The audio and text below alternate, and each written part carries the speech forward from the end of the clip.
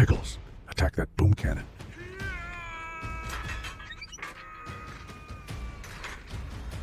That's some good attacking, Miss Pickles.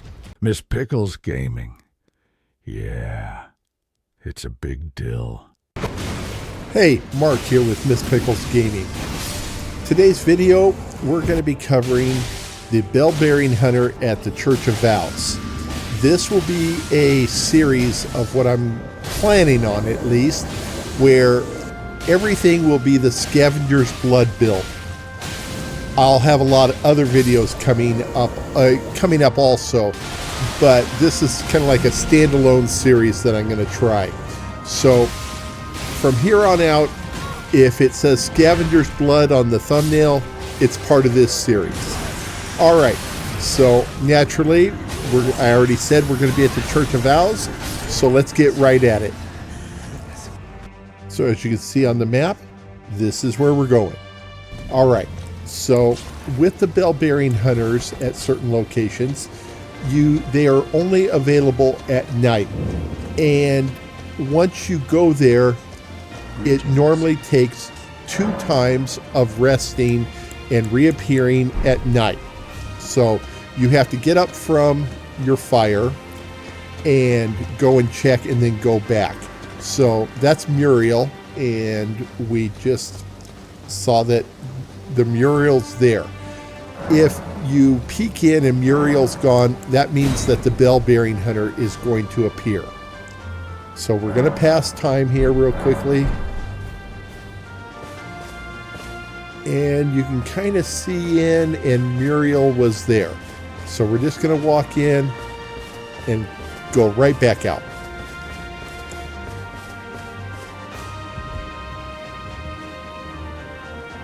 We're going to pass time again.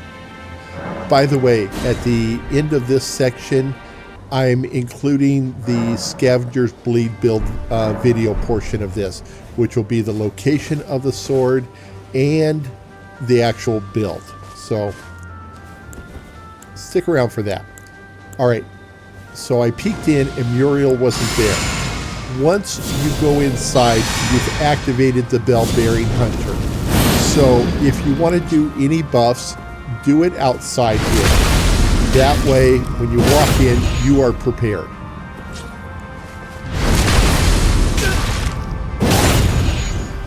I have found with the Bell-Bearing Hunters, because of their armor, their stamina, and just how tough they are, it's best to hit them hard and fast before they know what's going on.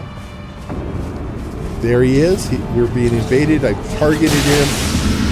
And with the Scavengers build, the blood loss is just amazing how fast you can dispatch these guys.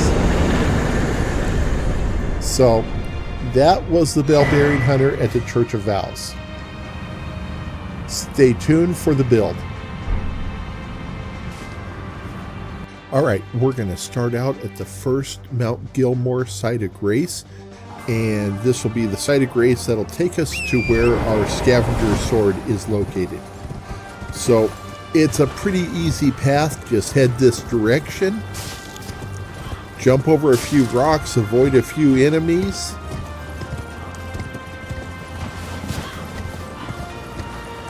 There is a pretty bad-tempered pumpkin head up here.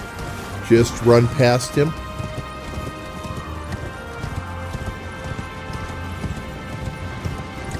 And once you get to this point, if you want, you can get down and buff up. There will be a Scion up here that is going to want to attack you. He's guarding 2 items, one of them being what we're looking for.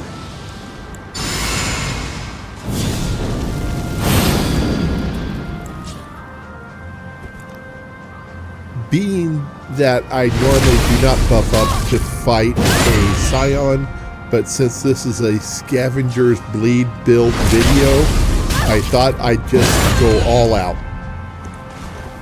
This is not an overly powerful enemy that you have to defeat. So as you run up, he will drop down out of the sky or off the mountain. I'm not sure where he comes from. Jump attack. You got to hit in, but no big deal.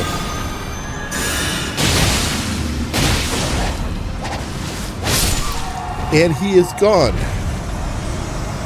All right, like I said, there are 2 items over here.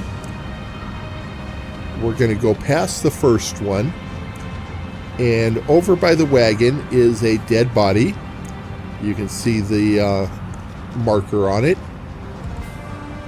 And right here is our Scavenger's Curved Sword.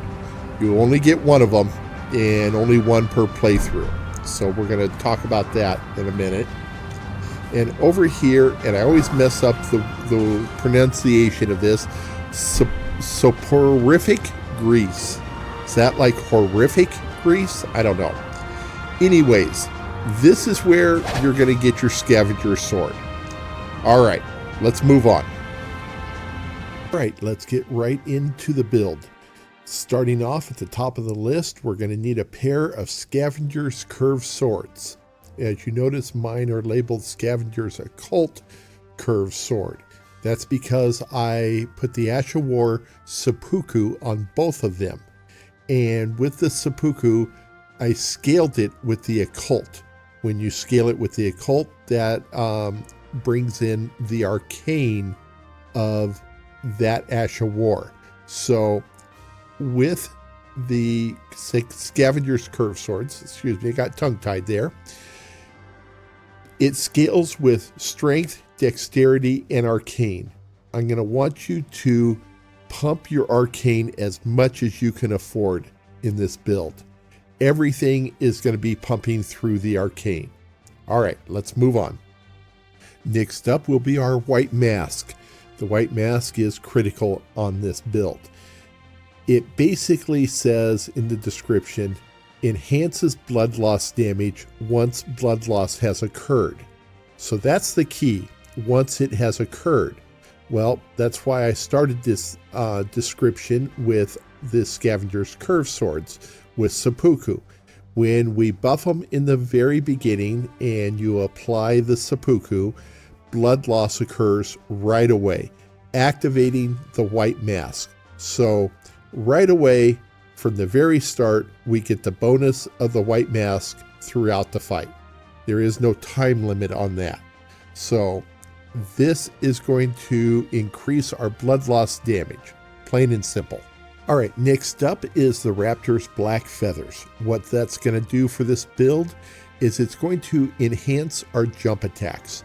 When you're carrying 2 Scavenger's Curved Swords and you do a jump attack and you hit the bumper that's going to activate both swords, of course, you're actually going to be doing 6 hits during that jump. So we have multiple hits that are being enhanced for damage by the Raptor's Black Feathers. So it makes sense that the build is built for jump attacks. We might as well enhance them, and we're going to enhance them even more later. We're going to stack on top of this. So that's what the Raptor's Black Feathers is going to do for the build. Now let's complete the armor set with our gauntlets and greaves. I have chosen Lionel gauntlets and Lionel greaves. 2 reasons for this. 1, they offer phenomenal protection, and my style of play, I need as much damn protection as I can get. And 2, and probably most importantly, damn, they make this build look good. Okay? I'll be honest with you. In my opinion, it's a plain looking build, and I wanted to keep that look all the way through. So, that being said, use whatever gauntlets and greaves you think makes it look better. Try and pick something that's going to give you a lot of protection or more than something else. So I think that completes the armor set. Let's move on now. On to the talismans. Our first one will be the Lord of Blood's Exaltation. As you can see in the description, blood loss in the vicinity will increase the attack power. Well, again, once we use the seppuku enhances the natural blood loss in the Scavenger's Curved Sword, but this also increases the Scavenger's Curved Sword blood loss, which means that the seppuku buff will be even higher, and it also increases the seppuku buff. So that increases again. I'm not going to sit here and do the math on every item. When I've done this before, I've gotten some comments / complaints. Show us the math. Prove it to us. Look at the build works. You'll see it in the video. It's just plain and simple. It works. I'm not going to sit here and do all the math and show you how it works. Trust me, it works. Okay? All right, on to the next one. Rotten Wing Sword Insignia will be the next talisman that we talk about. What this is going to do is it's going to enhance our multiple hits. I explained earlier that on our jump attacks, we get 6 hits in if you land them all, of course. And with the black feathers enhancing the jump attacks, we need something that's going to enhance the multiple hits. And that's where the Rotten Wing Sword Insignia comes in. If you don't have the Rotten Wing Sword Insignia, you can just go with the Winged Sword Insignia. Okay, it's just one a little bit lower. The Rotten one is part of a quest line, and that's a whole nother video in itself. So if you have the Rotten one, use it. You can also use Millicent's Prosthesis, which does basically the same thing in a different way, but you can actually use in this build the Rotten Wing Sword Insignia and Millicent's Prosthesis. They stack together nicely. And then we'll get into this in the Wondrous Physics. We're going to bring in the Thorny Cracked Tear, which is going to do the same thing again. So all 3 can stack together, which will make your damage just even more insane than it already is, because each one's building on the other one. However, because of my style, I couldn't afford to have Millicent's Prosthesis with this. I needed a little protection, a little defense, and we're going to get into that in just a minute.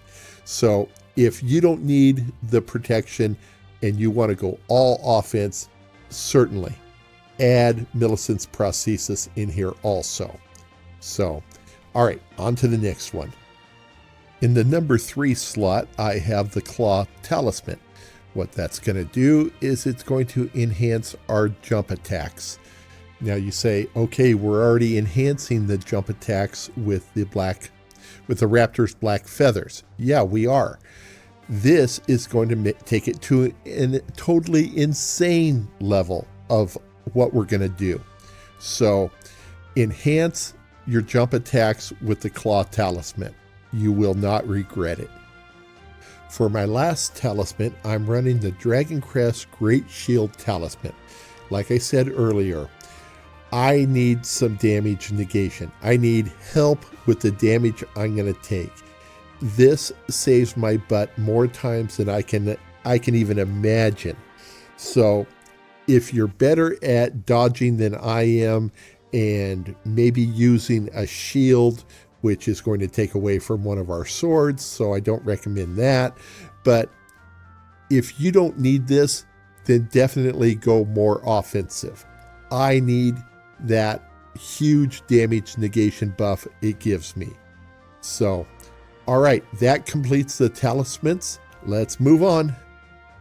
All right, before we move on to the Wondrous Physics and finish up the build, I want to mention something that I use it a lot, which is the uplifting aromatics, which are your perfume bottles. Now, this is technically not part of the build per se. However, you can carry 10 perfume bottles if you've collected them all. And the uplifting aromatics gives you a protective bubble around you, good for 1 hit. All right. So you can take a massive hit and only take like a 1 or 2% damage. It does take a little tick off. It's hardly noticeable. And since you're carrying 10 of them, you can reapply it when it's convenient for you during a battle. And basically, if you can imagine being in a boss fight and being able to take 10 free hits while you're causing a ton of damage. So I think in this build, the uplifting aromatics are almost a must.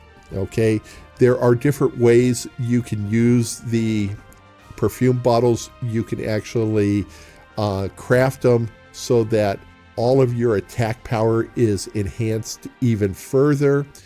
I really don't think this build needs that. It's already pretty offensive as it is. Pardon the pun there. I love the uplifting aromatics. Give it a shot, see what you think. All right, now we're back to the build. I just wanted to get that one in. Thanks.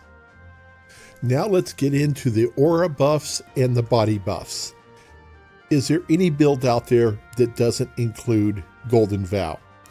I haven't seen very many. So naturally, we're going to use Golden Vow. It gives us offensive and defensive buffs and additions, whatever you want to call it.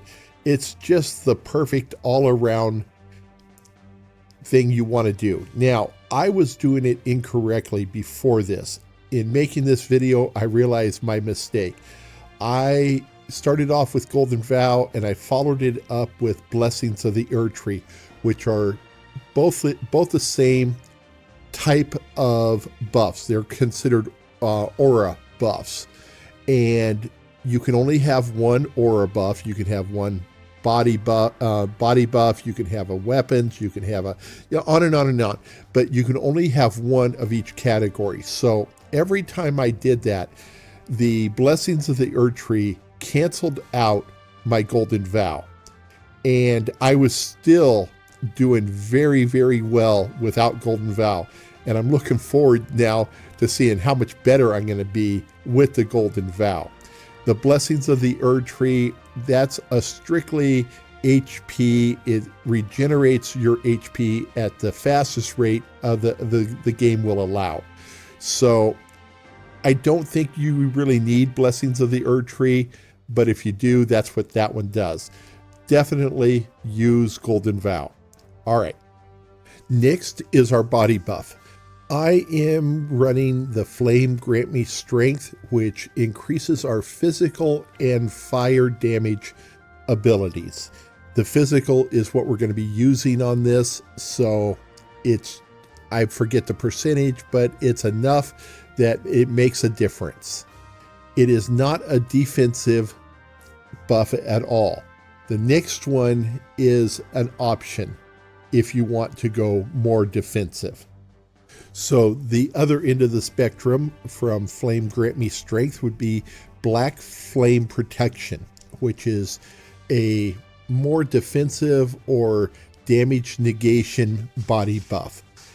If you are getting close to defeating an enemy or a boss, but you're just dying right before the end, you may need more protection, and swap out Flame Grant Me Strength for Black Flame Protection and see if that improves your chances. All right, we're on to the Wondrous Physics. The first one we're going to use will be the Flame Shrouding Crack Tier. This is going to enhance our fire attacks, and you're probably saying, but the Scavengers does not have a fire attack. It does have some innate fire ability in it, and with the Flame Grant Me Strength, they work together, and the Flame Grant Me Strength offers a broad spectrum, so it's actually enhancing that. All right. Like I said, don't make me do the math. You won't be happy with the equations. The second item in our Wondrous Physics is going to be the Thorny Cracked Tier, and this is going to enhance our multiple hits. We are already running the Rotten Wing Insignia that enhances multiple hits. If you chose to go with the Millicent's Prosthesis, and now with the Thorny Crack Tier, they all stack on top of each other. They all enhance each other, and then all two or three of them, depending on which way you went, is going to enhance the multiple hits. This is a big key to the build, so don't forget to grab this one. And lastly is our seal. No, not that kind of seal, or that. They're all sea lions. I'm talking about the Dragon Communion seal.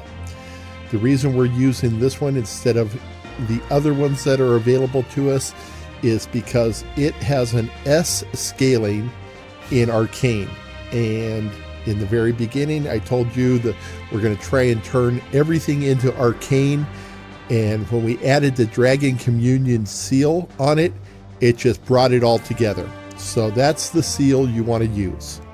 All right, that is the build. Are you not entertained? Are you not entertained? Is this not why you are here?